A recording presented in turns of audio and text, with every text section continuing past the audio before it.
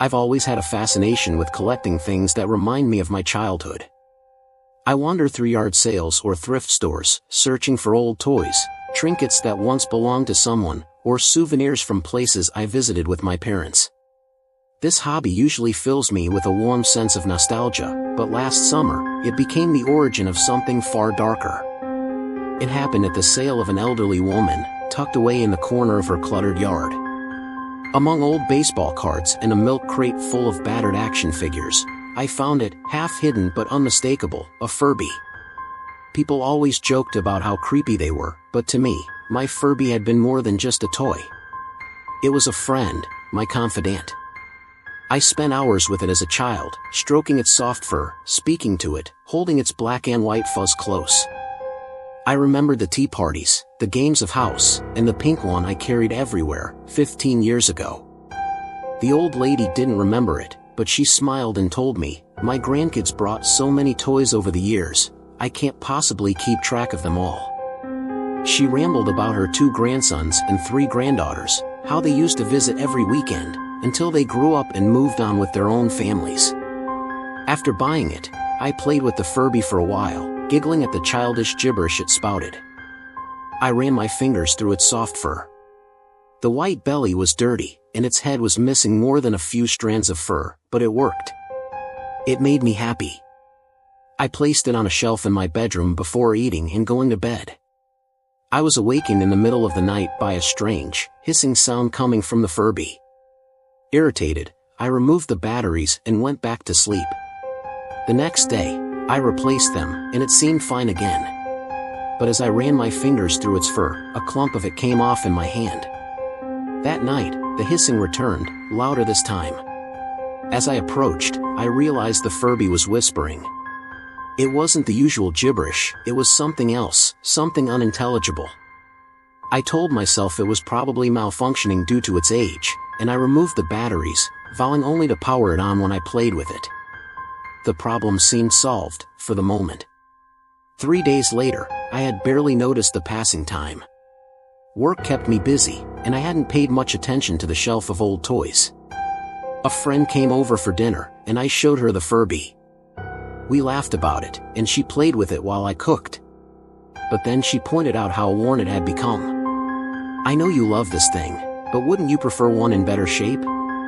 It's missing fur and it's dirty." I knew about the bald spot on its head, but when she turned it around and pointed to 2 dime-sized patches of bare skin on its back, I was confused. I could have sworn they hadn't been there before. I mumbled something about it being well loved, put it back on the shelf, and finished preparing dinner. After my friend left, I settled on the couch, distractedly watching TV. Then, I heard it. A thump. I muted the sound, listening carefully. Before I could dismiss it, another thump sounded, followed by a sound I couldn't quite place. Then, another giggle. I froze. The Furby. I grabbed the umbrella I kept by the door, slowly making my way toward my bedroom. My heart pounded as I wondered who, or what, was playing with it in the dark. It giggled again. I entered the room, my improvised weapon gripped tightly in my hand, ready to strike. But there was no intruder, only silence. The only sign that something was wrong was the Furby, now lying in the center of the room. My heart raced as I scanned every corner, listening for any sound that might betray the presence of someone else. There were no footsteps, no creaks of the floorboards. Just the eerie stillness. I turned to leave, intent on checking the rest of the house. Then, I heard it, the nasally voice of the toy, clear as day, whispering behind me, "Bleed." A cold shiver crawled down my spine. I turned slowly to face the Furby, my breath hitching in my throat. It had to be my imagination. But as I stared at it, its eyelids slowly closed and reopened, and it spoke again, "Die. Bleed. Die." I snatched it up, heart hammering in my chest, and practically ran to the front door, tossing it outside. As I slammed the door shut, I heard its unsettling giggle echo through the glass. I tried to focus on the TV, but the little monster on my front lawn was all I could think about. After an hour of jumping at every sound and nervously glancing at the windows, I couldn't shake the feeling that something was wrong. That night, sleep was impossible. My dreams were filled with tiny, fuzzy demons, clawing and scratching at me. The next morning, still trying to shake off the horrors of the night, I opened the front door. But the moment I saw my porch, my blood ran cold. The Furby sat on the front step, surrounded by blood and clumps of light brown fur. Its yellow plastic beak was lodged in a small piece of flesh, as though it had caught it mid-bite. It was nearly bald now, its fur clumped together, matted and stained. Beneath it, there was a dead rabbit, its body stripped clean, only the head remaining, its glassy eyes staring into nothingness. The tip of its tongue hung from its mouth, resting in the blood-soaked floorboards of the porch. I turned away, my stomach churning, and gagged, slamming the door shut behind me. Rushing to the bathroom, I lost my breakfast. I called in sick, my mind racing. What could I do? I couldn't tell anyone, they'd think I was losing my mind. The police? They'd probably lock me away for good. I was on my own. After a moment of cold, brutal clarity, I grabbed a couple of garbage bags and some cleaning supplies. I had to get rid of the evidence. The first thing I did was bag up the Furby, sealing it tight, and threw it in the trash can at the curb. Tomorrow, the garbage men would take it away. And for the first time in days, I felt a little lighter. The rest of the day passed without incident, and by the time I went to bed, the horrors of the morning seemed like a fading nightmare. Then, just after falling asleep, I was jolted awake by an ear-piercing shriek, unnatural and raw, vibrating through the walls. I scanned the room, frantic, trying to place the sound. Then, something slammed against my door with such force that a picture fell from the wall beside it. The wailing continued, piercing through the silence of the house. Trembling, I grabbed my phone, dialing 911, my hand shaking so violently I almost dropped it. I screamed in terror as another slam hit the door, the wood cracking, the sound echoing through the house. The door was splintering, the frame threatening to give way. And then, silence. The operator stayed on the line as I huddled in the corner, paralyzed with fear. When the police arrived, they found the front door and windows still locked, untouched. After a thorough search, they found nothing. They took my statement, reassured me it was likely just a prank, and told me to call if anything else happened. But I knew. I knew it wasn't over. I couldn't sleep that night, no matter how hard I tried. I grabbed a blanket from my bed and decided to camp out on the couch, hoping to drown out the creeping fear with a movie. I flicked the light on in my bedroom and froze. There, sitting perfectly still on my bed, was the Furby. Its eyes gleamed in the dim light, waiting. Watching. There was barely any fur left on the Furby now. Its once brown eyes had transformed into blood-red orbs, cold and empty, like frozen ice. I slammed the door shut, but the thing outside was relentless. It began howling, its voice twisted and guttural, shrieking the words "bleed and die" over and over. It hurled itself at the door with such force that the wood splintered along the crack it had made earlier. My heart pounded in my chest. I grabbed my keys and bolted out of the house, the cold night air biting at my skin. In my panic, I'd left my phone and wallet behind, so I decided to drive around, trying to shake off the terror until I could find someone to help. I drove aimlessly, exhaustion creeping in, until my eyelids grew heavy. I pulled over to rest, desperate for a moment of peace. It wasn't until I looked around, checking to make sure I was alone, that I realized where I had stopped.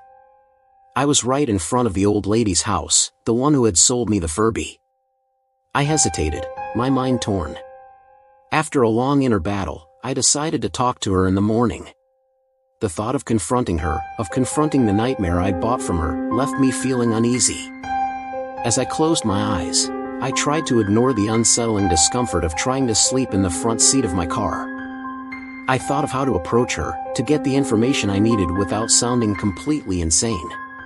Before I knew it, I opened my eyes.